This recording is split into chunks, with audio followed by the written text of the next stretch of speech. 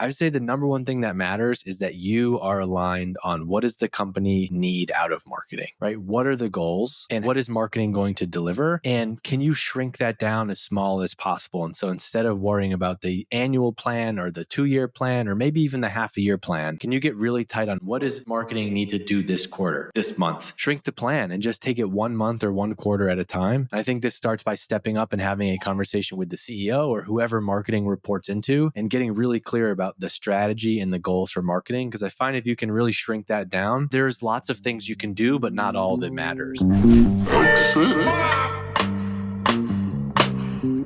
Exit.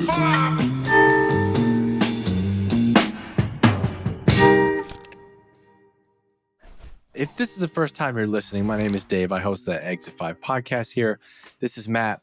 Matt's a marketing manager here at Exit 5, and we do this podcast every now and then, although I canceled on Matt last week because I had something going on, where we do a little inside Exit 5. This is not a guest. It's just me and Matt. We take some of the hot questions and topics that we've seen around the community from podcasts, from listeners.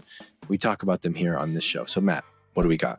Cool. So we actually got our first email from somebody wanting us to cover something in this episode. So if you email hi@exit5.com with a question, we'll feature it and ask it in this episode. This is big. The feedback loop is on and popping. We got our first listener email. All right, Matt, read me the listener email and let's do it. All right. So I won't say their name because I'm not sure if they want me to say their name. So I'll just say the question itself. It's how edgy can a B2B social media profile be?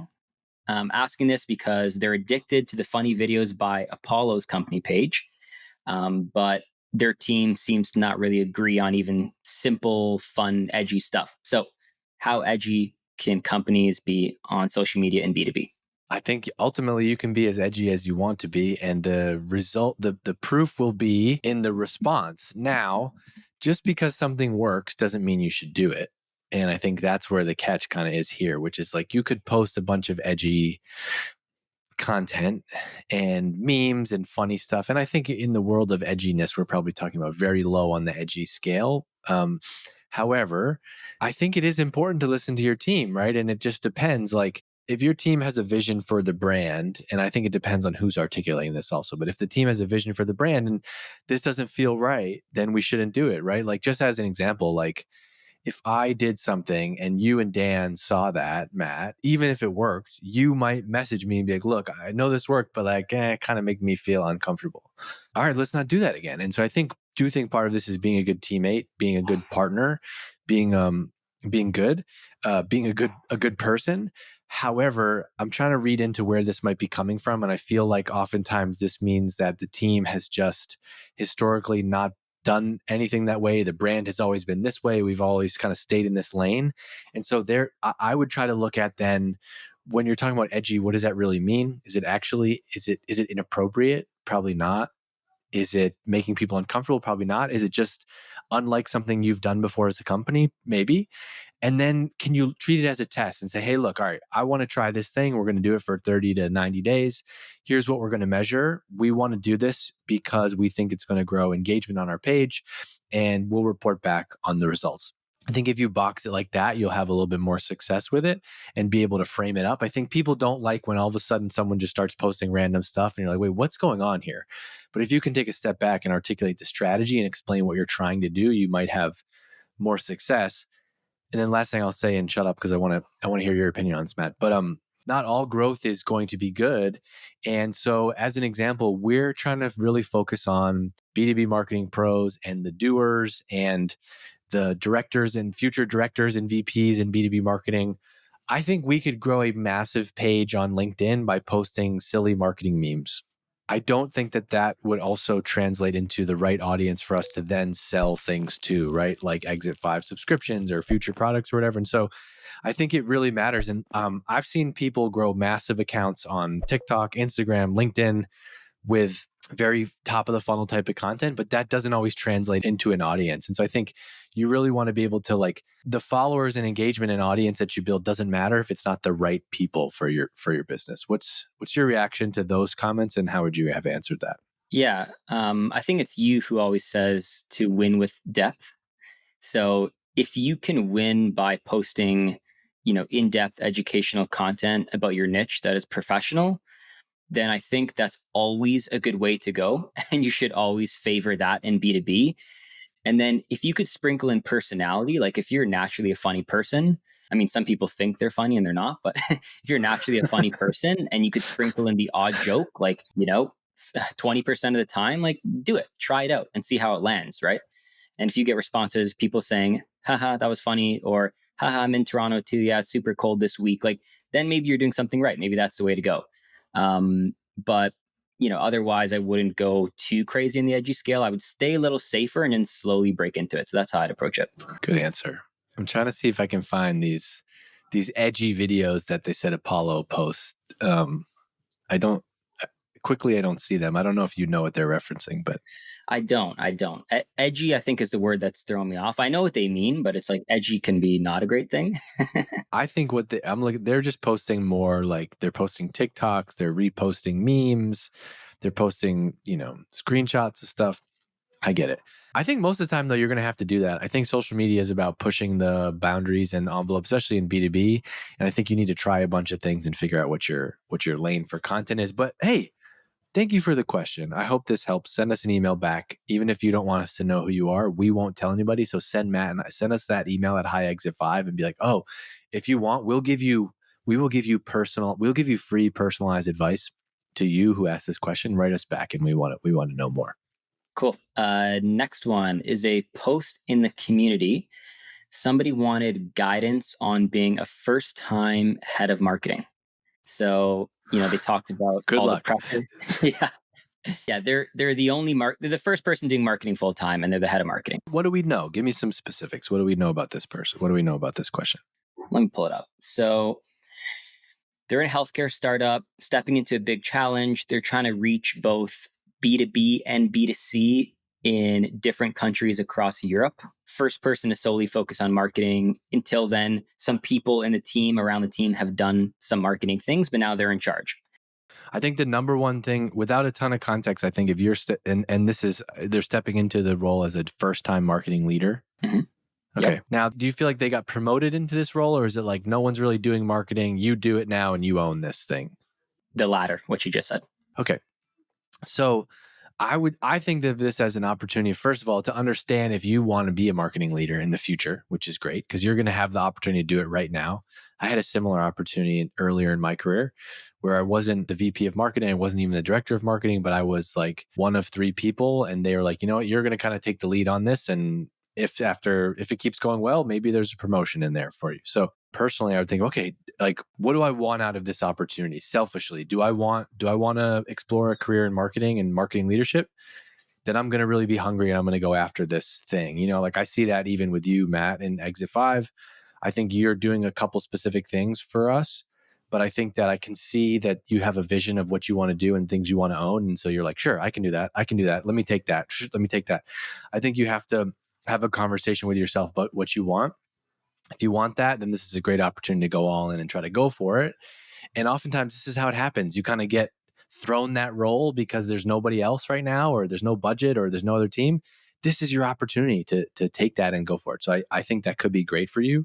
I think the number one thing that matters, and it is very tough to give advice for a broad question like this, but I would say the number one thing that matters is that you are aligned on what does the company need out of marketing, right? What are the goals? And what is marketing going to deliver? And can you shrink that down as small as possible? And so instead of worrying about the annual plan or the 2-year plan, or maybe even the half a year plan, can you get really tight on what does marketing need to do this quarter, this month? Shrink the plan and just take it 1 month or 1 quarter at a time. And I think this starts by stepping up and having a conversation with the CEO or whoever marketing reports into and getting really clear about the strategy and the goals for marketing. Because I find if you can really shrink that down, there's lots of things you can do, but not all of it matters. And so, as an example, when I was that kind of junior-ish marketing manager coming up at Drift, we had a very clear goal. We had a free product and we were trying to drive signups for that free product. And we had a goal of we wanted to get 1,000 signups for our new product in that first quarter. That was the best thing I could have gotten, was a clear goal like that. David, who's the CEO, was like, nothing else matters. This is what you're focused on.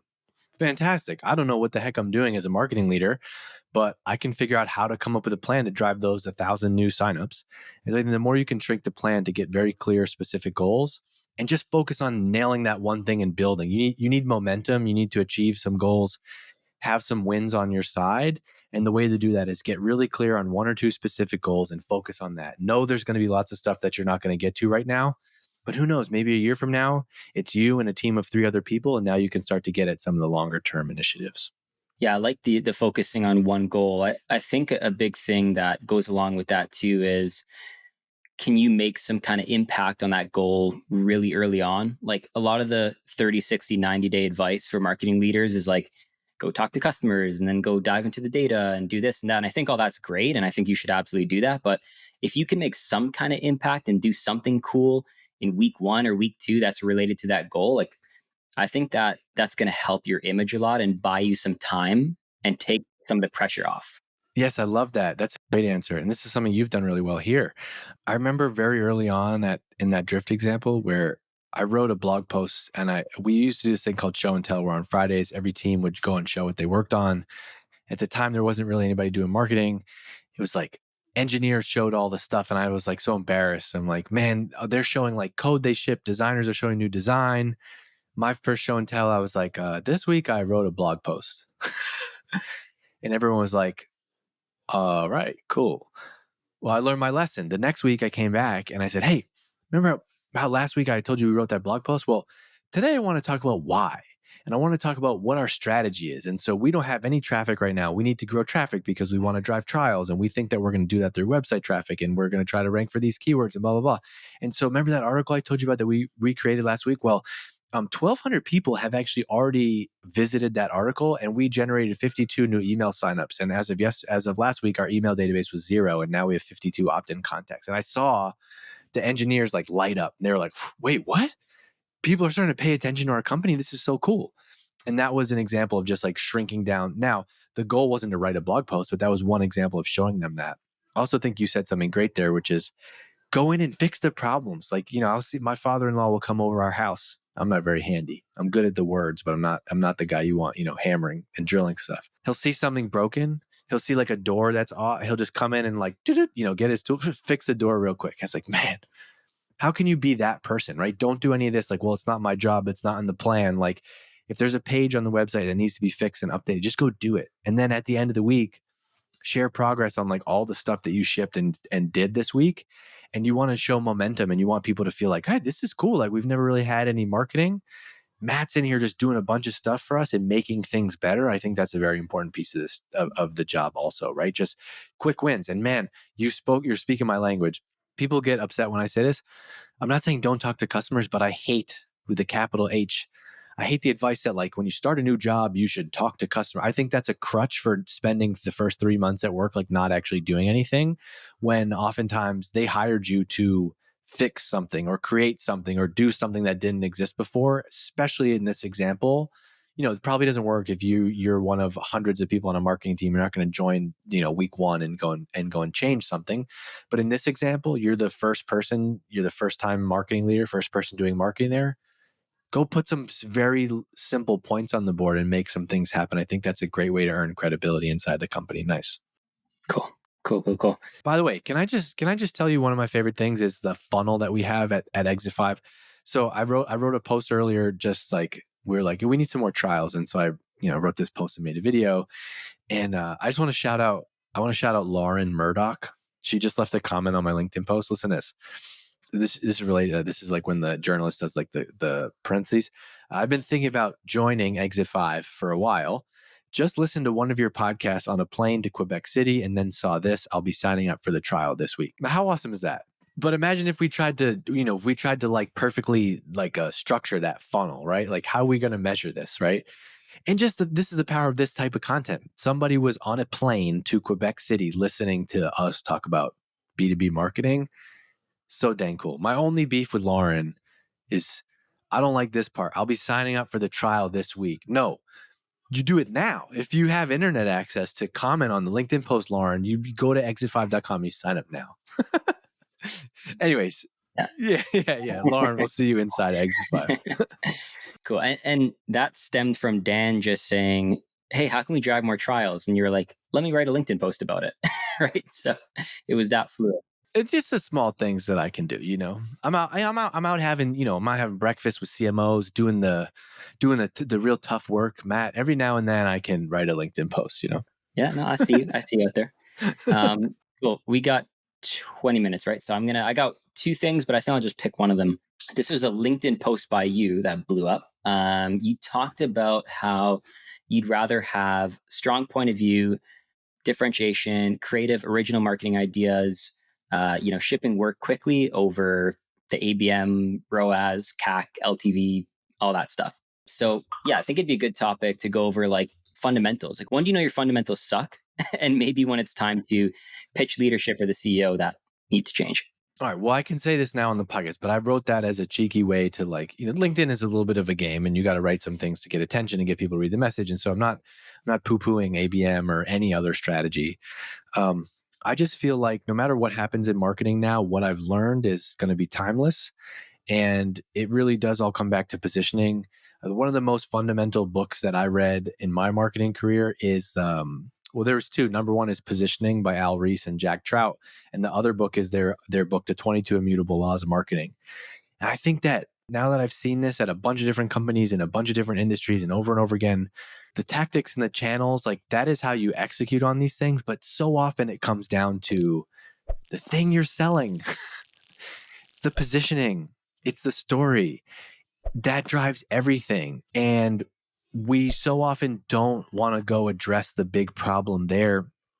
We just had I talked to a founder, and a head of marketing 2 weeks ago, and they wanted advice on their company story and this direction versus this direction, this narrative. And they were so misaligned. And the founder had one vision, the head of marketing like didn't believe in that vision, knew that they couldn't deliver on that from a product standpoint. That's what's broken at that company, not that like their ads are not working or not that this channel isn't working. It is so often is the positioning, it's the offer. And I think marketing is involved cross functionally in creating that. That's where it gets hard. It's not just marketing, it's creating that. It's marketing, working with the founders, working with product, working with sales. That's how you position your product and your company in the market. I love how April Dunford says it's context setting. It's the most important thing you can do. And I just find that so often that is the root cause of why something is not working. And if you peel away all the layers, that's usually there. And people don't want to go and do that because it usually involves some uncomfortable hard work. It's not just changing the marketing messaging. It's like, oh, do we have the right product roadmap? What is the product roadmap? Do we have the right ICP? Can we change the ICP? We just told our board we were going to sell to the enterprise, but like it involves those types of things, and it's much easier to just continue to play whack-a-mole with different channels. When you nail the story and the positioning, then the channels become much easier. And I'm a believer in that any channel could work. I actually think that there's a world where we could make like direct mail work for Exit 5, right? If the offer was right. And that's kind of where that comes from. What's your stance on like, let's say you're at a company for 2, 3 years and deep down that this stuff is broken, like, and you've tried and they've tried, like at some point you just have to leave a company where that's the case because it just won't change.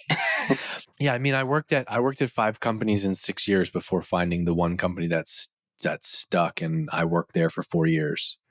Now, a lot of that was me and being impatient and not being excited about some of the things that I was doing. I think people should just be more proactive about looking and finding the right company. Obviously, there's a time and a place. Like you're not always going to be in a place in your career where you have the leverage to be like, oh, that company doesn't have product market fit, or that company has this misalignment thing, and so I'm not going to work there. That's why I think you have to be able to like look at your career in stages and say, man, this company is out of whack, but I can't fix this right now, given my seniority, given my role. Even you might be very senior. Okay, then stop trying to fight that battle and find the lane that you can get into for like a year or two. And what can you learn at that company? Right. Um, I was a CMO at Privy in March of 2020, and took the job in December, and I was so excited because I got to hire a new team. I got a fresh budget. I got to put my imprint on this and do things. And then COVID came and we, gave away millions of dollars in budget. We couldn't hire all the people that we wanted. And it was like, wow, okay, so this is it. All right. Okay, well then how do I get myself excited about this? Okay, well, let's understand what this challenge is. The challenge is for the next year and a half, we're going to do it this way.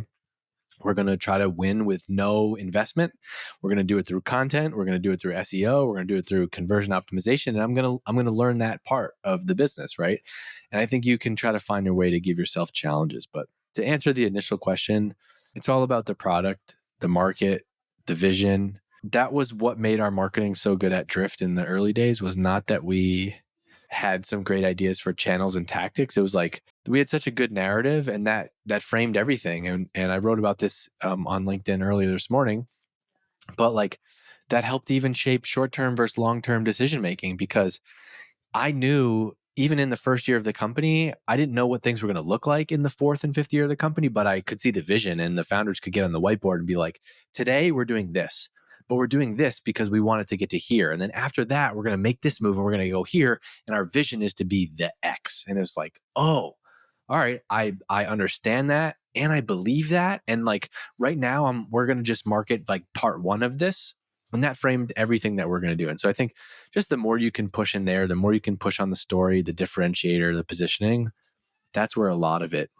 That's why they pay April Dunford so much money to go into companies and fix it, because that is the thing, right? The rest of the things, that is the obstacle. The obstacle is the way. If you can fix that, you can fix anything. Cool. So last one is someone asked about legendary product launches. So they were like, examples of legendary product launches in B2B.